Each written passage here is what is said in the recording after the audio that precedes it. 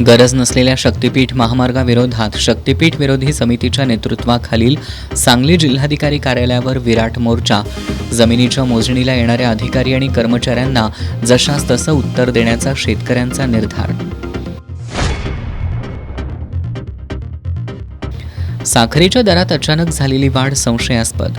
माजी खासदार राजू शेट्टींनी व्यक्त केली शंका. वाढलेल्या दरामुळे साखर कारखान्यांनी ऊस उत्पादकांना प्रतिटन 500 रुपये दुसरा हप्ता देण्याची मागणी.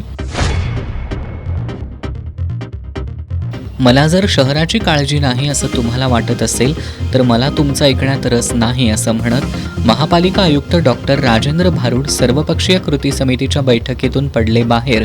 आयुक्तांच्या कृतीचा समितीनं केला निषेध.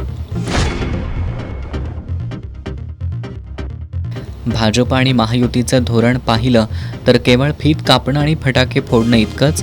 मुख्यमंत्र्यांच्या हस्ते उद्घाटन झालेले प्रकल्प तरी किमान सुरू होऊ द्या, आमदार सतेज पाटील यांचा टोला.